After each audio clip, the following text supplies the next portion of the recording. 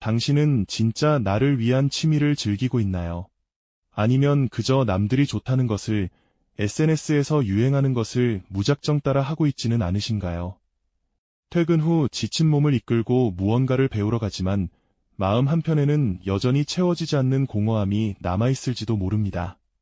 주말 내내 최신 드라마를 정주행하고 유명 맛집을 찾아다녀도 월요일 아침의 무기력함은 사라지지 않는 경우가 많죠. 우리는 그 어느 때보다 더 나은 삶, 더 높은 삶의 질을 갈망하며 살아가고 있습니다. 하지만 정작 우리 자신에게 진정한 휴식과 만족을 주는 것이 무엇인지 그 해답을 찾지 못해 방황하고 있는 건 아닐까요? 만약 수천 년 전 동양의 지혜가 바로 그 해답, 당신의 진짜 취미를 찾아줄 수 있다면 어떨 것 같으신가요? 어두운 밤, 도시의 빌딩들은 저마다의 불빛을 내뿜지만 한 사무실의 창문은 유독 늦게까지 환하게 빛나고 있습니다. 그 안에서 한 직장인이 모니터의 푸른 빛을 멍하니 바라보고 있어요. 키보드 위에 놓인 손가락은 더 이상 움직일 힘이 없는 듯 멈춰 있고 어깨는 보이지 않는 무언가에 짓눌린 듯 축 처져 있습니다. 하루 종일 수많은 업무와 사람에 치여 에너지를 모두 소진해버린 그의 모습은 오늘날 우리 대부분의 자화상과도 같을 겁니다. 마침내 퇴근한 그는 붐비는 지하철에 몸을 씻습니다. 주변의 모든 사람들은 약속이라도 한 듯 고개를 숙인 채 자신의 스마트폰 화면에만 집중하고 있죠. 짧은 영상들이 쉴 새 없이 스쳐 지나가고 화려한 인플루언서들의 일상이 눈앞에 펼쳐집니다. 그들의 완벽해 보이는 여가 생활, 행복해 보이는 취미 활동을 보면서 나도 저렇게 살아봐야 하는데라는 막연한 동경과 함께 미묘한 박탈감을 느끼게 되죠. 집에 돌아와서도 상황은 크게 다르지 않습니다. 얼마 전 큰마음 먹고 구매한 비싼 베이킹 도구 세트가 주방 한 구석에서 먼지만 쌓여가고 있습니다. 처음 몇 번은 의욕적으로 도전했지만 생각보다 복잡한 과정과 기대에 미치지 못하는 결과물에 금세 흥미를 잃어버렸거든요. 또 다른 방에는 거의 새 것과 다름없는 기타가 벽에 기대어 세워져 있습니다. 한때는 멋진 연주를 꿈꿨지만 바쁘다는 핑계로 연습은 어느덧 까마득한 옛일이 되어버렸죠. 이처럼 우리는 더 나은 삶을 위해 끊임없이 새로운 것을 시도합니다. 요가, 등산, 그림 그리기, 악기 연주, 외국어 공부까지. 하지만 그 수많은 시도 속에서 진정한 만족과 꾸준함을 찾기란 생각보다 훨씬 어려운 일입니다. 마치 맞지 않는 옷을 억지로 입으려는 것처럼 어색하고 불편한 감정만 남긴 채 또 다른 유행을 찾아 헤매게 되는 악순환이 반복되는 것이죠. 이러한 끝없는 방황의 근본적인 원인은 무엇일까요? 어쩌면 우리는 가장 중요한 한 가지를 놓치고 있는지도 모릅니다. 그것은 바로 나 자신에 대한 깊은 이해입니다. 내가 어떤 사람인지, 무엇을 할 때 진정으로 즐거움을 느끼는지, 어떤 활동이 나의 에너지를 채워주는지 제대로 알지 못한 채 그저 외부의 기준과 유행에 우리를 맞추려고만 했던 것은 아닐까요? 바로 이 지점에서 우리는 수천 년의 시간을 거슬러 올라가 동양의 오래된 지혜, 사주에 주목해볼 필요가 있습니다. 흔히 사주라고 하면 미래의 기륭화복을 점치는 신비로운 점술 정도로만 생각하기 쉽습니다. 하지만 사주의 본질은 운명을 예언하는 것을 넘어 한 사람이 태어나는 순간 부여받은 고유한 에너지의 특성과 기질을 이해하려는 철학적인 탐구에 더 가깝습니다. 이것은 마치 태어날 때부터 가지고 나온 나라는 존재의 사용 설명서와도 같은 것이죠. 사주는 단순히 미래를 맞추는 미신이 아닙니다. 오히려 개인이 타고난 기질과 에너지의 흐름을 이해하기 위한 매우 정교하고 체계적인 동양 철학의 도구라고 할 수 있습니다. 그 근간에는 우주 만물의 생성과 변화 원리를 설명하는 음양오행 사상이 깊숙이 자리하고 있습니다. 밤이 있으면 낮이 있고 차가움이 있으면 뜨거움이 있는 것처럼 세상 모든 것은 음과 양이라는 상반된 두 기운의 조화로 이루어져 있다는 것이 음양사상의 핵심입니다. 고요하고 수렴하는 기운인 음과 활동적이고 발산하는 기운인 양이 서로 균형을 이룰 때 가장 안정적인 상태가 된다고 보았죠. 고대 동양의 학자들은 조용한 밤하늘 아래 앉아 별들의 움직임을 관찰하고 계절의 변화에 따라 달라지는 자연의 모습을 세심하게 기록했습니다. 그들은 거대한 자연의 질서와 인간의 삶 사이에 깊은 연결고리가 있다고 믿었고 그 원리를 체계화하고자 노력했습니다. 이러한 음양사상은 목, 화, 토, 금, 수라는 5가지 기운, 즉 오행의 개념으로 더욱 구체화되었습니다. 오행은 단순히 나무나 불 같은 물질을 의미하는 것이 아닙니다. 각각의 요소는 우주와 자연을 구성하는 근원적인 에너지의 성질과 움직임을 상징합니다. 예를 들어 목은 봄의 새싹처럼 솟아오르고 성장하는 기운을, 화는 여름의 태양처럼 뜨겁게 타오르고 퍼져나가는 에너지를 상징합니다. 토는 계절의 변화를 중재하고 모든 것을 포용하는 안정적인 대지의 기운이며, 김은 가을의 열매처럼 단단하게 결실을 맺고 정리하는 기운을 뜻합니다. 마지막으로 수는 겨울처럼 모든 것을 저장하고 안으로 응축하며 유연하게 흐르는 지혜의 에너지를 의미하죠. 이 5가지 기운은 서로를 살려주기도 하고 상생, 서로를 억제하기도 하면서 상극, 끊임없이 순환하며 우주 만물의 조화와 균형을 유지한다고 보았습니다. 사주명리학은 바로 음양오행의 원리를 인간에게 적용한 것입니다. 한 사람이 태어난 연, 월, 일, 시, 이 4가지 시간의 기둥, 즉 사주에 담긴 오행의 분포를 분석함으로써 그 사람의 타고난 기질과 성향, 강점과 약점을 파악하는 것이죠. 마치 복잡하게 얽힌 실타래처럼 보이는 사주 명시표는 사실 그 사람의 고유한 에너지 지도를 보여주는 것과 같습니다. 어떤 사람은 불의 기운이 강해서 열정적이고 적극적인 성향을 가질 수 있고, 또 어떤 사람은 물의 기운이 강해 사려 깊고 지혜로운 성향을 가질 수 있습니다. 이것은 누가 더 우월하고 열등한가의 문제가 결코 아닙니다. 단지 모든 사람이 각기 다른 색깔과 모양의 조각들로 이루어져 있다는 것을 의미할 뿐이죠. 사주를 통해 우리는 막연하게만 느껴졌던 나라는 존재를 보다 객관적이고 체계적인 틀 안에서 이해할 수 있는 단초를 얻게 되는 겁니다. 이것은 점술의 영역을 넘어선 깊은 자기 이해의 과정이라 할 수 있습니다. 그렇다면 이 고대의 지혜, 사주오행이 현대인의 취미생활과는 대체 어떤 심리적 연결고리를 가지고 있을까요? 그 관계를 탐구해보면 놀라울 정도로 깊은 통찰을 얻을 수 있습니다. 먼저 목의 기운을 강하게 타고난 사람들을 생각해봅시다. 나무가 하늘을 향해 끊임없이 뻗어나가듯 이들은 성장과 발전에 대한 강한 욕구를 가지고 있습니다. 경쟁심이 있고 무언가 성취해내는 과정에서 큰 기쁨을 느끼는 성향이 강하죠. 이런 기질을 가진 사람이 만약 아무런 변화 없이 정적인 활동만 반복한다면 어떨까요? 아마 답답함과 무기력함을 느끼기 쉬울 겁니다. 이들에게는 자신의 성장 욕구를 충족시켜줄 수 있는 취미가 필요합니다. 예를 들어 땀 흘리며 정상에 오르는 등산이나 암벽 등반은 목표를 향해 나아가는 목의 기운과 완벽하게 어울립니다. 매일 조금씩 자라나는 식물을 가꾸는 원의 활동 역시 생명의 성장을 지켜보며 대리 만족과 성취감을 느낄 수 있게 해주죠. 새로운 지식을 배우는 어학 공부나 자격증 취득 같은 자기개발 활동 또한 이들의 성장 에너지를 긍정적으로 발산시키는 훌륭한 방법이 됩니다. 다음으로 화의 기운이 강한 사람들은 어떨까요? 불꽃처럼 뜨거운 열정과 에너지를 가지고 있으며 자신을 표현하고 다른 사람들의 주목을 받는 것을 즐깁니다. 이들은 밝고 사교적이며 사람들과 어울리며 에너지를 얻는 경우가 많습니다. 만약 이런 사람이 혼자 집에서만 시간을 보낸다면 내면의 뜨거운 에너지가 제대로 발산되지 못해 오히려 스트레스를 받거나 우울감을 느낄 수 있습니다. 이들에게는 자신의 열정을 마음껏 뿜어낼 수 있는 동적인 취미가 제격입니다. 열정적인 리듬에 맞춰 몸을 움직이는 댄스 스포츠나 방송 댄스는 그들의 표현 욕구를 해소시켜줍니다. 여러 사람 앞에서 자신의 생각과 감정을 전달하는 스피치나 연극 활동은 화 기운을 가진 사람들을 무대 위의 주인공으로 만들어주죠. 좋아하는 가수의 콘서트나 페스티벌에 참여하여 많은 사람들과 함께 열기를 즐기는 것 또한 이들의 에너지를 충전하는 최고의 방법이 될 수 있습니다. 안정감과 포용력을 상징하는 토의 기운이 강한 사람들은 신중하고 책임감이 강하며 사람과 사람 사이의 관계를 중요하게 생각하는 경향이 있습니다.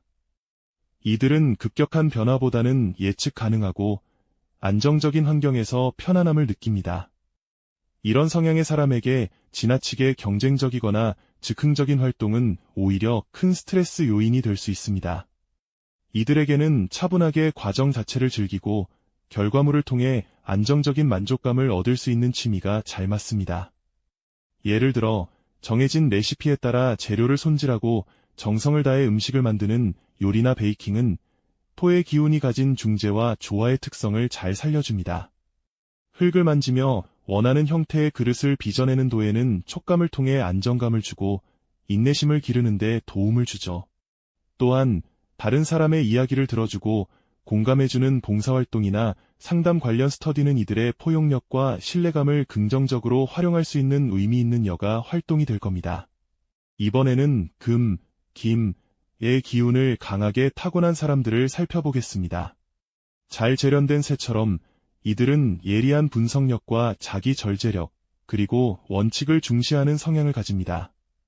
명확한 규칙과 시스템 안에서 움직이는 것을 선호하며 불필요한 감정 소모보다는 이성적인 판단을 중요하게 생각하죠. 이런 사람들에게는 정교함과 집중력을 요구하는 취미가 큰 만족감을 줍니다. 복잡한 악보를 정확하게 연주해내는 클래식 악기 연주나 세밀한 부품을 조립하여 하나의 완성품을 만들어내는 프라모델 조립 같은 활동은 이들의 분석적인 성향과 완벽주의적인 기질을 충족시켜줍니다. 또한 논리적인 사고와 전략이 필요한 체스나 바둑, 혹은 코딩이나 프로그래밍 같은 지적인 활동 역시 금의 기운을 가진 사람들에게는 더할 나위 없이 좋은 취미가 될 수 있습니다. 스스로 정한 원칙에 따라 꾸준히 무언가를 기록하고 정리하는 활동에서도 이들은 안정감과 성취감을 느끼게 됩니다. 마지막으로 수의 기운이 강한 사람들은 물처럼 유연한 사고와 깊은 통찰력을 지니고 있습니다. 이들은 겉으로 드러나는 화려함보다는 내면의 세계를 탐구하는 것을 즐기며 혼자만의 시간을 통해 에너지를 충전하는 경향이 있죠. 시끄럽고 복잡한 환경보다는 조용하고 평화로운 분위기를 선호합니다. 이런 성향의 사람에게는 깊은 사색과 자기 성찰을 도울 수 있는 정적인 취미가 어울립니다. 고요한 공간에서 자신의 호흡에 집중하며 마음을 들여다보는 명상이나 요가는 수의 기운이 가진 지혜와 통찰력을 더욱 깊게 만들어줍니다. 물속에서 자유롭게 유영하며 몸의 감각에 집중하는 수영이나 서핑 또한 이들에게는 깊은 해방감과 평온함을 선사할 수 있죠. 자신의 생각과 감정을 글로 풀어내는 글쓰기나 시 창작, 혹은 깊이 있는 철학책을 읽으며 사유하는 시간 역시 이들의 지적인 욕구를 채워주는 훌륭한 취미 생활이 될 겁니다. 이처럼 사주오행의 관점에서 나의 타고난 기질을 이해하는 것은 단순히 성격 테스트를 하는 것 이상의 의미를 가집니다. 이것은 나에게 가장 자연스럽고 편안한 에너지의 흐름이 무엇인지를 깨닫는 과정이며 그 흐름에 맞는 활동을 통해 삶의 만족도를 근본적으로 높이는 지혜를 찾는 여정입니다. 물론 이것이 절대적인 법칙은 아닙니다. 화의 기운이 강한 사람이라고 해서 명상을 즐기지 말라는 법은 없으며 수의 기운이 강한 사람이 사교적인 활동을 할 수 없는 것도 아니죠. 중요한 것은 나라는 사람의 기본적인 에너지 세팅을 이해하고 그것을 바탕으로 내 삶의 균형을 어떻게 맞추어 나갈 것인지에 대한 통찰을 얻는 것입니다. 자, 그렇다면 이렇게 사주를 기반으로 나에게 맞는 취미를 찾는 것이 구체적으로 우리 삶의 질을 어떻게 향상시킬 수 있을까요? 이것은 단순히 재미있는 시간 보내기를 넘어서는 훨씬 더 깊고 실질적인 변화를 가져옵니다. 그 첫 번째 효과는 바로 스트레스 해소와 번아웃 방지입니다. 현대사회에서 우리는 종종 사회가 요구하는 역할에 우리 자신을 억지로 끼워 맞춰야 하는 상황에 놓입니다.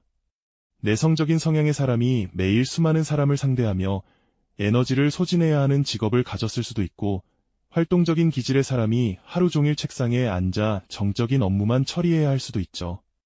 이런 불일치는 우리도 모르는 사이에 엄청난 심리적 스트레스를 축적시키게 됩니다. 이때 자신의 타고난 기운과 잘 맞는 취미 활동은 고갈된 에너지를 다시 채워주는 가장 효과적인 충전기 역할을 합니다. 예를 들어 하루 종일 논리와 분석으로 머리가 복잡했던 금, 기운의 직장인이 퇴근 후 땀 흘리며 클라이밍을 한다면 이는 억눌렸던 목의 성장 에너지를 발산하며 정신적인 균형을 되찾는 과정이 되는 겁니다. 반대로 매일 창의적인 아이디어를 내고 사람들과 소통하며 에너지를 폭발시켜야 하는 화, 기운의 기획자가 주말마다 조용한 서재에 앉아 복잡한 프라모델을 조립하는 장면을 상상해 볼 수 있죠. 이것은 단순히 손재주를 뽐내는 시간이 아닙니다. 흩어지고 발산되기 쉬운 자신의 뜨거운 기운을 금에 정교하고 집중된 에너지로 다스리며 내면의 질서를 회복하고 재충전하는 아주 중요한 의식이 되는 것이거든요. 이처럼 사주를 기반으로 한 취미 활동은 우리 삶의 균형추를 맞추는 실질적인 방법론을 제시합니다. 이것은 단순히 나에게 맞는 것을 찾는 수준을 넘어 나에게 지금 필요한 것을 능동적으로 찾아내어 삶에 적용하는 지혜에 가깝습니다. 즉, 자신의 사주팔자 8글자를 통해 에너지의 분포도를 파악하고 과도하게 발달된 기운은 덜어내고 부족한 기운은 채워주는 활동을 의도적으로 선택하는 거죠. 예를 들어 사주의 수, 즉 물의 기운이 부족한 사람이 있다고 가정해 봅시다. 기록에 따르면 이런 경우 감정이 메마르기 쉽고 유연한 사고나 깊은 성찰에 어려움을 겪을 수 있다고 해석하기도 합니다. 이 사람이 만약 퇴근 후 매일같이 격렬한 크로스핏 운동만 한다면 화의 에너지만 더욱 강해져 몸과 마음은 더욱 건조해지고 조급해질 수 있습니다. 하지만 이 사람이 자신의 특성을 이해하고 의도적으로 수영을 배우거나 주말에 강가로 나가 조용히 낚시를 즐기기 시작한다면 어떨까요? 물과 직접적으로 접촉하며 수의 기운을 보충하는 겁니다. 차가운 물이 피부에 닿는 감각, 물 속에서의 고요함, 잔잔한 물결을 바라보는 시간. 이 모든 과정이 자연스럽게 부족했던 물의 에너지를 채워주면서 딱딱하게 굳어있던 마음의 유연함과 평온함을 되찾아주는 놀라운 경험을 하게 될 겁니다. 처음에는 어색할지 몰라도 시간이 지나면서 조급했던 마음이 차분해지고 타인의 말을 더 깊이 경청하게 되는 자신을 발견하게 될지도 모릅니다. 또 다른 사례로 사주의 토, 즉 흙의 기운이 약한 사람을 생각해 볼 수 있습니다. 이런 성향은 꾸준함이나 안정감이 부족하여 일버리기만 하고 마무리를 잘 짓지 못하는 모습으로 나타나기도 하죠. 만약 이 사람이 유행에 따라 계속해서 새롭고 자극적인 익스트림 스포츠만 찾아다닌다면 그의 삶은 더욱 뿌리 없이 흔들리는 나무처럼 불안정해질 수 있습니다. 하지만 그가 주말 농장을 분양받아 흙을 만지며 직접 작물을 키우기 시작했다고 상상해 보세요. 씨앗을 심고 매일 물을 주고 잡초를 뽑는 꾸준한 과정 속에서 그는 자연스럽게 토의 성실함과 인내심을 배우게 됩니다. 작은 텃밭에 뿌리를 내리는 식물들을 보면서 자신의 삶에도 안정적인 기반이 필요하다는 것을 몸소 깨닫게 되는 거죠. 계절의 변화에 따라 싹이 트고 열매가 맺히는 것을 지켜보며 과정의 중요성과 결실의 기쁨을 알게 되면서 삶의 태도 자체가 변하게 될 수 있습니다. 이는 단순한 취미를 넘어 삶의 약점을 보완하고 스스로를 성장시키는 강력한 수련의 과정이 되는 겁니다. 이러한 접근법은 현대 심리학에서 말하는 보상적 여가 활동과도 깊은 관련이 있습니다. 일상에서 충족되지 못하는 심리적 욕구를 여가 활동을 통해 채우는 것을 의미하는데요. 사주는 바로 그 충족되지 못하는 욕구가 무엇인지, 나의 기질적 결핍이 어디에서 오는지에 대한 근원적인 지도를 제공해주는 셈입니다. 스트레스 지수가 높았던 한 직장인이 있었습니다. 그는 늘 초조하고 불안했으며 사소한 일에도 쉽게 화를 내곤 했습니다. 컨설팅을 통해 그의 사주에 목의 기운이 너무 강해 뻗어나가려는 에너지가 제어되지 않는다는 것을 알게 되었죠. 그는 해결책으로 정교한 금속 세공을 배우기 시작했습니다.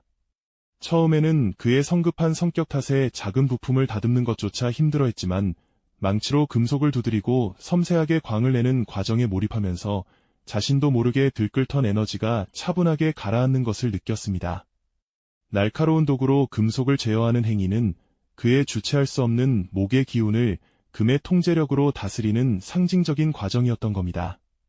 몇 달 뒤 그의 책상 위에는 직접 만든 반짝이는 은반지가 놓여 있었고 그의 얼굴에서는 예전의 날카로움 대신 온화하고 안정된 미소를 찾아볼 수 있었습니다. 삶의 균형을 상징하는 저울의 한쪽으로만 잔뜩 쏠려있던 무게추가 새로운 취미라는 반대쪽 무게추 덕분에 마침내 수평을 되찾은 순간이었죠. 이것이 바로 사주라는 동양의 지혜가 현대인의 삶의 질을 높이는 실질적인 힘입니다. 단순히 유행을 쫓거나 시간을 때우기 위한 활동이 아니라 나 자신을 깊이 이해하고 내 삶의 부족한 부분을 채워나가는 주체적인 설계 과정이 되는 것이죠. 흩어져 있던 내 삶의 퍼즐 조각들이 나에게 꼭 맞는 취미라는 마지막 조각을 통해 비로소 하나의 완성된 그림으로 맞춰지는 것과 같습니다. 우리는 그동안 어떻게 하면 더 행복해질까를 고민하며 외부에서 답을 찾아 헤맸을지 모릅니다. 더 좋은 차, 더 넓은 집, 더 높은 지위. 하지만 사주가 우리에게 건네는 메시지는 정반대입니다. 해답은 당신의 내면에 이미 존재한다고 말이죠. 당신이 태어난 그 순간 하늘과 땅이 부여한 고유한 에너지의 패턴 속에 당신의 삶을 가장 조화롭게 만들 수 있는 열쇠가 숨겨져 있다는 겁니다. 우리가 그동안 나를 제대로 몰랐던 이유는 어쩌면 나를 들여다보는 방법을 배우지 못했기 때문일지도 모릅니다.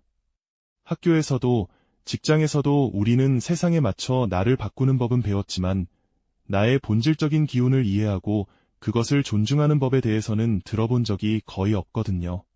바로 이 지점에서 사주가 제시하는 균형과 조화의 철학은 현대인의 복잡하고 피로한 삶의 근원적인 해법을 제시합니다.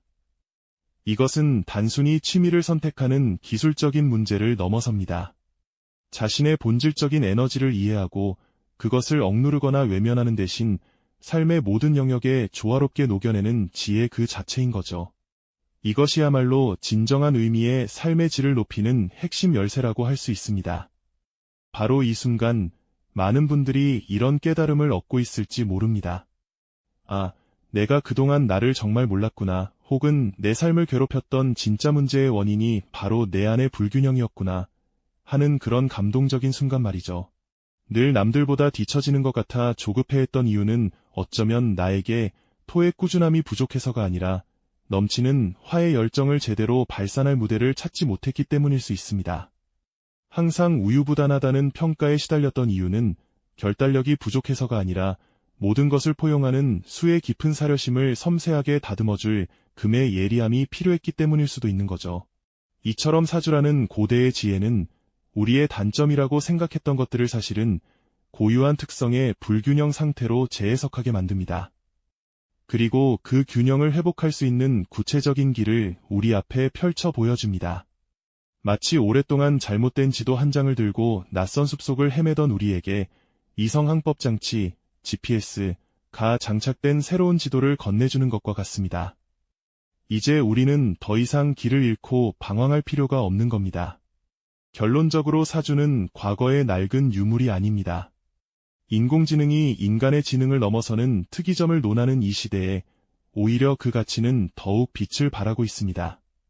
급변하는 사회 속에서 수많은 정보와 외부의 기준에 휩쓸려 나라는 존재의 중심을 잃기 쉬운 현대인들에게 내면의 목소리에 귀 기울이고 진정한 만족과 행복을 찾아가도록 돕는 자기 이해의 가장 오래된 도구인 셈이죠. 타인의 성공 방정식이나 사회가 정해놓은 행복의 기준이 아닌 내 안에 새겨진 고유한 에너지의 흐름을 따르는 삶의 태도가 그 어느 때보다 중요해지고 있습니다. 당신의 사주는 당신의 삶을 미리 결정하고 올가매는 운명의 족쇄가 아닙니다. 오히려 당신이 더 행복하고 더 건강하며 더 조화롭게 살아갈 수 있도록 돕는 아주 정교하고 지혜로운 삶의 나침반입니다. 이제 그 나침반을 손에 들고 오직 당신만을 위해 준비된 진짜 세상을 향해 당신만의 진짜 취미를 찾아 떠나야 할 시간입니다. 당신의 삶이라는 거대한 지도 위에 아직 발견하지 못한 보물은 과연 어디에 숨겨져 있을까요? 오늘 이야기가 당신의 삶의 새로운 나침반이 되기를 바랍니다. 영상이 마음에 드셨다면 구독과 좋아요로 저희의 여정에 함께해주세요. 다음 영상에서는 각자의 오행을 더 쉽게 찾고 활용하는 구체적인 방법으로 찾아뵙겠습니다.